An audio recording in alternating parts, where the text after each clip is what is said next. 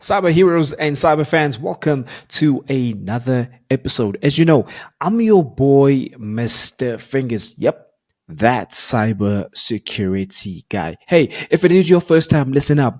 Please make sure that you click on that subscribe button and even tell your friend to even tell their friend and even tell the neighbor's friend that we live and we here today. Now, today on the show, we are honored to welcome a powerhouse in the world of cybersecurity and inspiring voice for women in tech.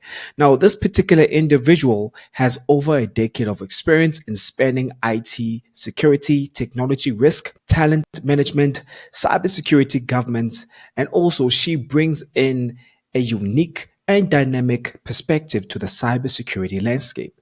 Currently serving as a cybersecurity business engagement lead, government, and advisory at a bank. She plays a very crucial role in bringing, in fact, let me just say, she bridges the gap between technical security controls and business strategy. This means that she turns complex cybersecurity language into actionable business insight. Now, this particular individual holds a bachelor's degree in information science and a BA honors, a postgraduate diploma, and a master's in digital business management. Now, she is a true testament to her commitment to a lifelong learning and also academic experience. But not only that, her story goes beyond her qualifications. She's also rooted in purpose, passion, and people. Outside of her corporate career, this particular individual wears many hats. She's a devoted wife, a mother, a culinary adventurer, a passionate community builder. She serves on the board for, I'm going to try to pronounce it properly, but it's called the Women's Empowerment Network of South Africa, where she champions the advancement of women and girls in technology and leadership as well. She also spearheads youth skills development programs and also co-founded the Tswani Food Fest, an annual celebration that brings together over 7,000 food lovers and families. Now, not only that, listen to this, her impact has been recognized, you can say very far in South Africa, where she was able to be nominated and also finalized as the Gender Mainstream Awards for the groundbreaking Girls in Technology initiative. Now, in the world of cybersecurity, we know that many things can happen, but this particular individual, she's a leader, she's a mother, she's a wife, she's a friend, and also she's done so many things. But ladies and gentlemen, boys and girls, cyber heroes and cyber fans, please help me welcome Nqobile Mahlangu. Nqobile, how you been? Oh, hi, Mr. Finkers. Wow. It feels so surreal as you read all of that. Like, are you really talking about me? That is a lot of things that you've just Right? highlighted. Yeah. Cool. Nqobile, thank you so much for making time to make it to the podcast. And I really appreciate you making time and the effort as well to, share your experience, share your knowledge, and share information as well, and being on this podcast. But I think what everybody wants to know, even I myself, how did you get into cybersecurity? Because you've worn so many hats. Why cybersecurity? Yeah. So I'm actually going to say I think cybersecurity chose me. When I first graduated, I didn't know anything about cybersecurity and I joined a graduate program. So following my studies, I joined a graduate program and we went through, I think it was about it's about 9 months of getting certifications, different certifications, that is, as part of the graduate program. And at the end of the graduate program, they split, it was a group of 30, and they split us up to be placed in different departments. So it was your Mhm. business analysts, it was your developers, and then there was like 5 of us, and they told us we're going to risk and securities. And I recall we were just like, what is that?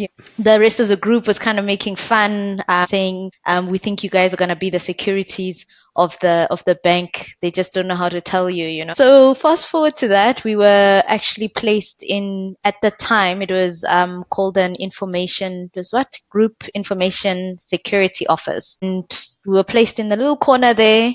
and trying to figure things out. So that's how I actually initially got into cybersecurity. I mean, as I mentioned, at that time it wasn't even called cybersecurity. And fast forward to that, couple of years later, I made my way back into what we now call cybersecurity, getting into the cyber risk component of it, and then now moving into the business engagement component of it. Very interesting journey as well. But what have you learned from your journey while you were doing that graduate program? What I've learned is that you need to be adaptable. Just the world changes so frequently. And I think even in the space that we're in from a technology point of view, things change quite rapidly and you need to know how to quickly adapt, meaning you have to be a student of life. That's something I actively am, is a student of life. So yes, you do your academic studies, but understand the trends, understand where the world is going, understand how the external world impacts you as well, so that you can show up and add value. Because ultimately, when you are growing in your career, you need to be showing how you can ultimately add value. So I think those are the things that I've learned. I've also learned not to box myself into something. So as you read out my profile, you would have noted that there's a time period where I went into talent management. And a lot of people often ask me like, why? How do you go from tech to talent management and so forth? And that's the one thing I don't do is really box myself or limit myself in something. Once again, that's evident in some of the other things that I do, such as, hosting music and food festivals, which is quite different to what I do from a professional level as well. And I love the fact that you said you don't box yourself. And I'm also a true believer in that, is that you have to showcase your other skills that you have. Because most people are just sitting in the small little tiny little box and just are known for one particular skill. Correct. And that's something which I always advise people, that you have more than one skill, you have more than one talent. So utilize all the skills and talents that you have as well, you know. Absolutely. And And you actually find that, sorry to interject, you actually find that these skills intersect as well. So if I think about the work that I do when producing or organizing my food and music festival, it's a lot of project managing essentially. And those skills can then be brought back into the work environment in my day to day. Yes, in a different context, but the foundational skills are they similar. yeah, and let's talk more about, since we're on skills, how important is soft skills? Because a lot of people are talking about you need to have technical skills, get into cybersecurity and all that. But how important is soft skills? Because there's people who are struggling on the soft skill side of things. How important it is for one to have those soft skills? Yeah, I think it's critical to have soft skills. In fact, they soft skills are the ones that help you get ahead. First and foremost, soft skills are the ones that help you navigate the corporate space. And within the technical environment, soft skills are the ones that help you get heard. And I'll give an example just in terms of the line of work that I do. Not a lot of people understand cybersecurity, what they do, what they're trying to achieve, and so forth. So even though they know, okay, we need to have cybersecurity in some way or form, but not everyone really understands how that translates into real business value. And having good communication skills, for example, which is obviously one of the soft skills, critical soft skills, helps you clearly articulate the value that you bring within business. So you translate those technical, jargons that we so throw around all the time into real business language and business value. So I think if there's anything, and I think this is across all different industries, soft skills play quite a critical role. Yeah, and take us through your role. What is your title and what is your role? What do you do on a day-to-day basis? Because I know it differs. It differs. It's not the same thing every day. Because I want people to understand that No. you don't do the same thing every day. No, I don't. I really don't. So my current role is a cybersecurity business engagement lead. So this would be quite similar to what I think the most common term or name for that role is a business information security officer. And what I primarily do is I act as a bridge, or I am the bridge between our cybersecurity office and the rest of the business. So that requires me to really understand what business is trying to achieve and overlay that, overlay the security, the cybersecurity lens onto it. And vice versa, it's to advocate for what we're trying to achieve from a cybersecurity perspective to business. So helping them understand, how we're protecting the environment, supporting them in adopting the different tool sets and so forth. And then in addition to that, I also face off, or rather support, our regulatory requirements. So if the regulator also, has specific questions or training requirements or reporting requirements that they have, that's something I also put together for the team. Your role sounds very interesting. Sure. I mean, it's a lot.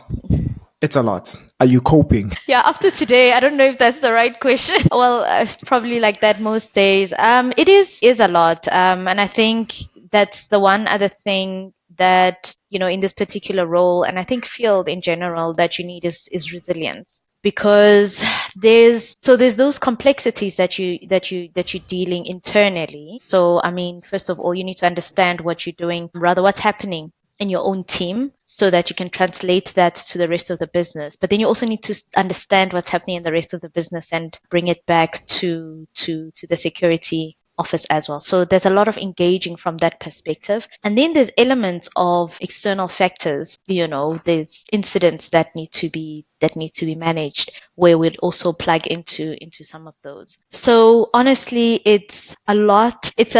And there's a lot of things that one has to do to remain resilient, to remain level-headed, and to really prioritize one's health. I'll say health as well, in order to do this job on a daily basis. Yeah, and that's very important, especially when you talked about the health and trying to balance everything. Do you sometimes get imposter syndrome? Because I mean, your job demands a lot. A lot of people in cybersecurity suffer from that. Do you sometimes have that, or have you ever had imposter syndrome that you feel like you can't do the job? Yeah, absolutely. Especially because things change so quickly, right? So we're constantly learning. I mean, at a point, I used to say, look, guys, we all don't know what we're doing. We're like figuring things out. And I suppose that that's something that would make us feel better, because if we're saying we are all figuring it out, meaning you can ask that stupid question and no one will judge you, because we're all kind of trying to figure this out and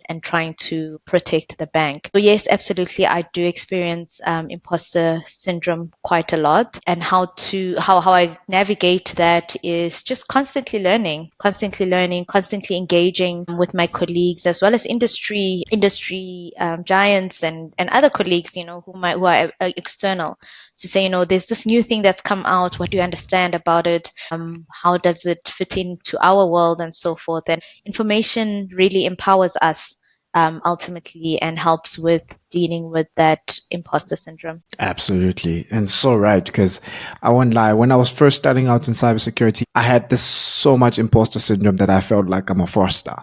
Literally, I was like, I'm a fraud. Me, I'm just winging it here. I don't think I belong here. And Yeah. I've noticed a lot of people feel like that in this space. Yeah, tell me. So, if, for example, for somebody who's just starting out in either tech or cybersecurity, in fact, let's just say cybersecurity, in fact, especially without a technical degree or just a degree, what would you give advice to that particular person in order for them to break into cybersecurity from your standpoint? Let's say it's you right now. You were starting out in cybersecurity. Where would you start in 2025 with all the technology, with all the AI? Where would you start? I would start with the basics, hey? Just understanding the basics around cybersecurity. And a lot of people actually ask me this question, and I always say to them, go through material covered in the S Plus certification. I think that's a good place to start. So just understanding what is cybersecurity about, start getting accustomed to the different jargons, because once you get into the industry, you'll hear all these different acronyms and different things which people generally expect you to understand. And once you understand the basics, I think also networking. learning from others, I think, is one of the best things you can do. So understanding from, other people who are in the industry, what work do they do? Because also a lot of the time when we think cybersecurity, we often imagine the hacker. But here's Nqobile, who is doing business engagement work. And there's also someone else who's maybe doing risk work. There's also someone else who's doing cyber education and awareness, for example. So for instance, you then also start mapping out or identifying some of your own strengths and skills that you have that you can add value to the cybersecurity field. So I mentioned, the cybersecurity education and awareness kind of a role, for instance. If someone has completed a master's degree, not a master's, sorry, a marketing degree, or has background within that, that particular person can add quite a lot of value in terms of structuring how we do our awareness, the cybersecurity awareness across the organization. Someone who's being a facilitator before can add value in terms of how we do our cybersecurity training, for instance. And once you get your foot into cybersecurity, then you spread your wings, learn some more, speak to other people, understand other roles, find the areas which really speak to you. For instance, I'm not necessarily a very technical person, but the fact that I understand how things work, I understand what needs to be there, I can engage with someone who is technical, and you find you basically look for and find your place in the cybersecurity world. You just broke it down, ladies and gentlemen, and that is a beautiful roadmap that you can use to get into cybersecurity. And she broke it down so well. What are 2 or 3 things that you wish you knew before you got into cybersecurity, or you wish somebody had told you? What do I wish someone told me? Well, I suppose that I wish someone told me that, there is a place for me in cybersecurity. And I'm going to lean a little bit back to that imposter syndrome that you spoke about earlier. When you're engaging with people in cybersecurity, when you're still new, it feels very overwhelming. So I wish someone really reassured me to say, no, there is a place for you here, and once you find your place, you can and you will thrive in it. I think the second thing I wish I knew earlier is understanding how to really translate or link cybersecurity to business value. And what I mean by that is you get into the field, or rather often, cybersecurity would be seen as you do your own thing. You're securing the bank, yes, but not understanding the bigger picture. And once you understand the bigger picture, it fuels you so much, and it gives you such a different perspective in how to approach the type of work that you do. So for instance, so what you're doing vulnerability management. What does that mean for the man on the street? Or what does it mean for the board? Or what does it mean in terms of making the organization money? Because ultimately businesses exist to make money. So what is your contribution to that bigger picture? I think that's something I really wish I had learned earlier, because of how I think I would have applied myself a lot differently earlier on in my career. And then lastly, for the third point, it would be relationships. In just from a career point of view, but also just in terms of within the field of cybersecurity, you really need to build good relationships. You cannot work in isolation. So when things happen, and they happen quite quickly, you need to quickly know who exactly to call to support you.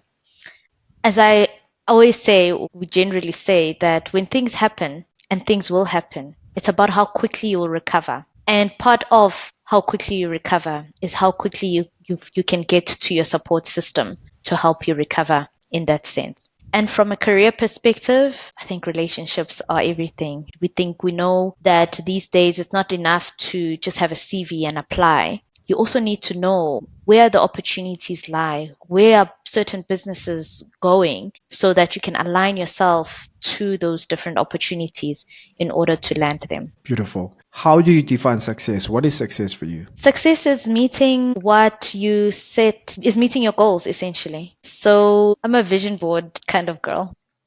Come on now, let's go. I love that. So if it's on the vision board and I meet it, that's success. Yeah.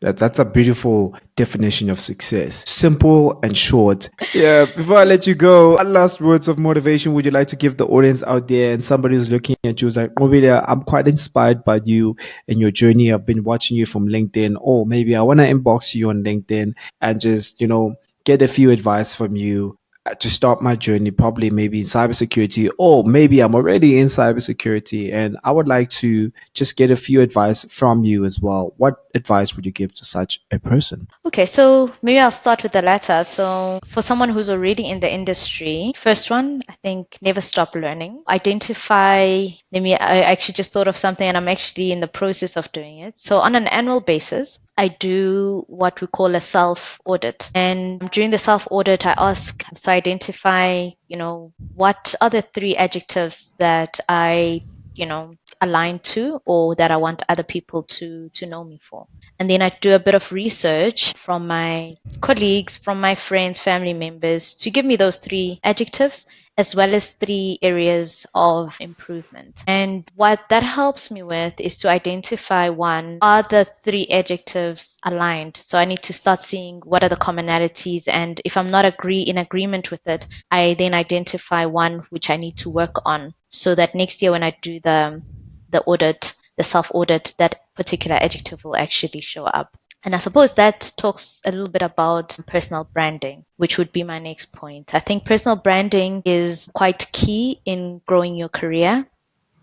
Any space really. They say the most important conversations around about your career take place when you're not there. So you need to know how you position yourself in your particular role and the people that you work with. So I would also encourage people to work on their personal branding, work on those three adjectives essentially, which I suppose inform your brand. And the third thing, skills. So all of those things don't mean anything. So what you get given a seat at the table or you get given projects that you've been looking for if you can't execute them. So you need to work on the skills. So you need to know what skills are required. You need to know what your business or your team is trying to achieve so that you can add value to the work that you currently or you're trying to achieve as a team. And then I think lastly, I would say really show up, show up as your best self. I live by the saying that as you let your light shine, you give permission for others to shine their light as well. And I think that becomes something that really encourages one to show up in a certain way, knowing that you've got a responsibility of those who are watching you to give them the permission to shine as well. And then in terms of someone who wants to get into the industry, as we touched on earlier, so just understanding the basics of the industry, speak to people who are in the industry as well. So, I mean, I'm always happy for people to reach out to me and I can share the material that I have around cybersecurity whilst you try and understand the whole field, but also understanding how best you could fit in. You recall I spoke about skills that you could bring into the cybersecurity, and I think that's one of the best places to start is understanding self. If you understand self, knowing exactly what skills you have, what talents you have, what you can bring to the table, you're able to then map out to say, okay, based on this in this particular field, where can I fit in and add value? And yeah, network, there's a lot of industry events that take place, so like different summits, different what you call this associations that you could join around, such as ISACA. There's the ISF. There's, for the women, there's Women in Tech, and the other one I wanted to mention, there's IT Web also hosted quite a number of events as well. So make an effort to attend those events. I think it gives great platform to network, but it also gives you an opportunity to learn what the industry is really talking about, what the industry is concerned about, and the direction it's going. And from there, you're able to really work your way back in terms of finding your place in the world of cybersecurity. Beautiful. Thank you so much. Really appreciate you making time as well and also sharing your knowledge, sharing your experience, and what you said, it's so fruitful as well. I hope the audience and people as well can learn from what you said, especially the part when you said you are such a visionary person, and every single year or every single annually, in fact, you do a self assessment. That for me is something which I need to start doing. And I won't lie, I don't do that. So you just made me aware. So learning from you, I've learned so much today from just having this conversation from you. And I really appreciate you, unpacking all this and breaking it down so well. And this shows that you're such a phenomenal and great leader. Thank you. Thank you so much, Mr. Fingers. I thank you for this platform as well. I think you're doing great work. And yeah, thank you for having me. Sure.